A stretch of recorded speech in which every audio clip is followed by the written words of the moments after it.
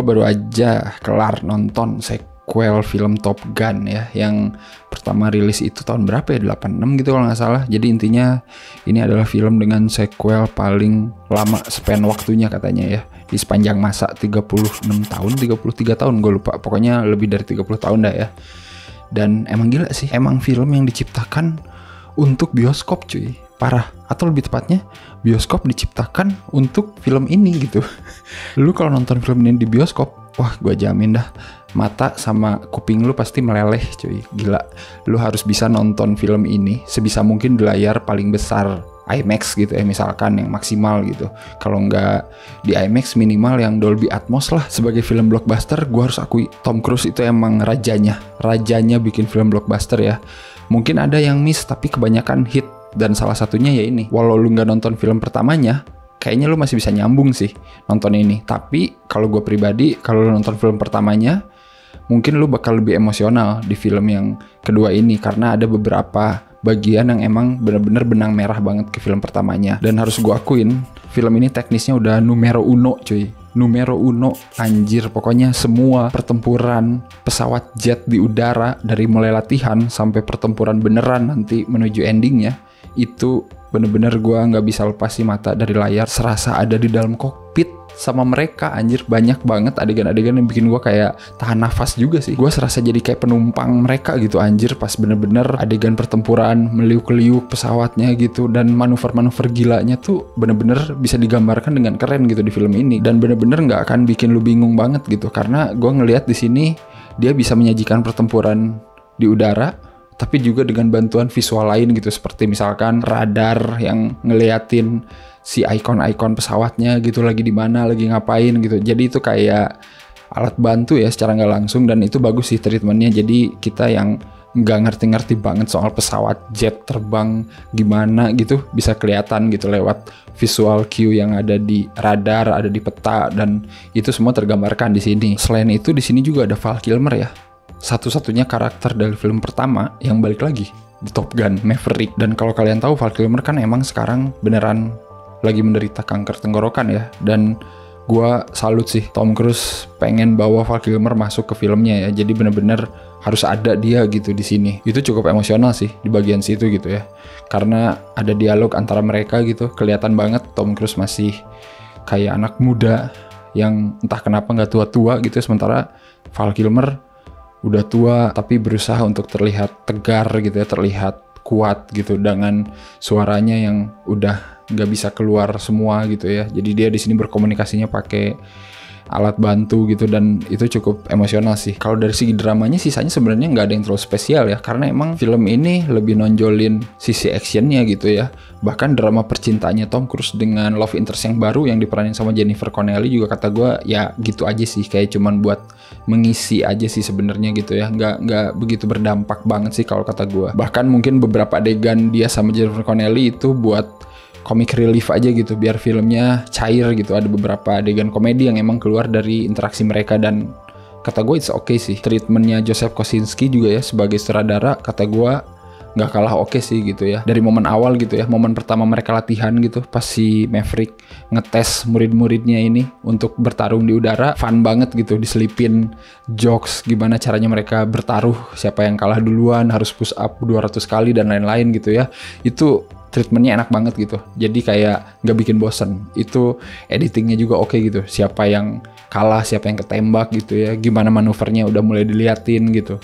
Terus kan nanti setelah itu ada lagi adegan latihan gimana mereka harus bisa terbang rendah. Momen-momen ikonik yang kayak ada di film pertamanya juga diulang lagi di sini gitu ya. Contohnya kayak yang main football di pantai gitu ya, itu mungkin momen flexing para pria gitu ya, atau momen flexingnya si Tom Cruise gitu ya. Gue nggak ngerti gimana gitu ya caranya dia kayak gitu ya, ngebandingin sama aktor-aktor muda lain gitu ya, yang emang semuanya topless ya di situ. Jadi kayak bener-bener ini mungkin kalau cewek-cewek yang nonton, gue nggak ngerti penilaian mereka gimana ya. Gue sebagai cowok pun nonton kayak wah anjir, sudahlah. Yang mencuri perhatian mungkin Miles Teller jelas lah, karena kan dia di sini jadi supporting aktor yang benar-benar berdampak banget ke cerita gitu ya. Sisanya pilot-pilot lain ya oke lah, ada di situ sesuai fungsinya aja gitu ya. Lumayan suka sih sama karakter si Hangman ya, tipikal banget gitu ya, karakter pilot belagu gitu. Tapi emang dibutuhin sih gitu di cerita kayak gini gitu ya. Butuh tensi gitu, bukan cuman karakter Miles Teller aja yang punya konflik batin dengan si karakternya Tom Cruise gitu, tapi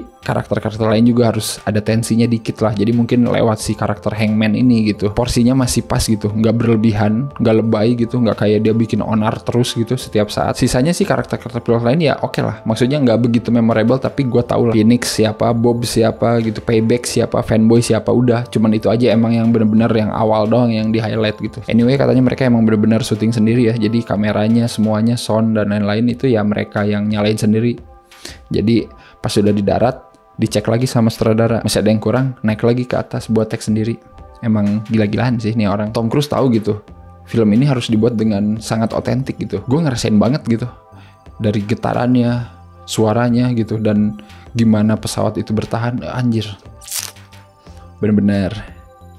Udahlah, adegan opening pertama ketika si Tom Cruise nerbangin pesawat stealth ya, yang menempuh kecepatan Mach 10, anjir itu oke juga sih. Walaupun kayaknya terlalu gila ya untuk beneran ada, tapi itu oke juga sih untuk show off kecepatan gitu ya. Setelah itu sisanya semua pertempuran di udara oke. Terutama bagian terakhirnya sih, ketika mereka nyerang markas musuh, wah itu gila.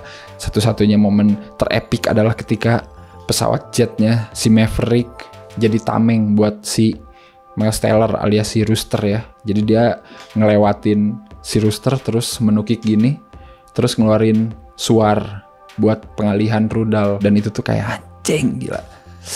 Keren banget cuy itu koreografinya. Gue nggak ngerti itu gimana nge-shootnya lah. Pokoknya itu bagian epic sekali. Jadi itu bener-bener bikin gue kayak tahan napas sesaat gitu. Wah anjing gila lah.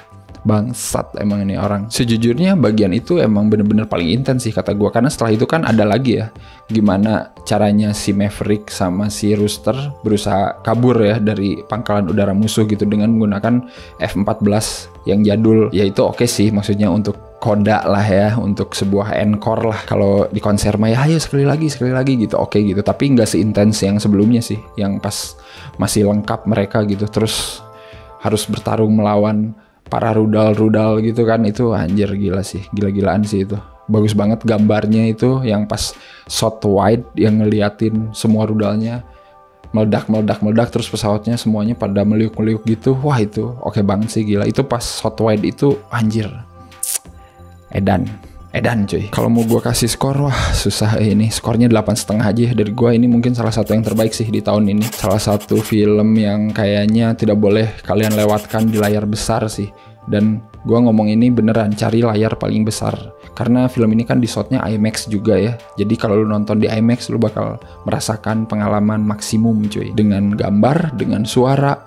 Pokoknya pas lu dengar suara jet yang mencapai kecepatan Mach 10 itu, wah udah kuping lu kayak berasa pecah. Ya bahaya sih ya kayak gitu, tapi itu hiperbola aja sih. Intinya kayak lu ada di sana aja gitu, bener-bener kayak lu lagi nebeng pesawatnya si Tom Cruise gitu. Dan kalau udah nonton silahkan komen menurut kalian gimana Top Gun Maverick ini. Dan seperti biasa jangan lupa untuk like, share, subscribe, follow IG-nya Cinecrip, follow Twitternya Cinecrip, dan juga dukung Cinecrip.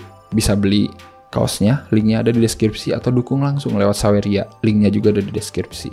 Yaudah, kita ketemu lagi nanti ya di episode-episode selanjutnya. Bye-bye.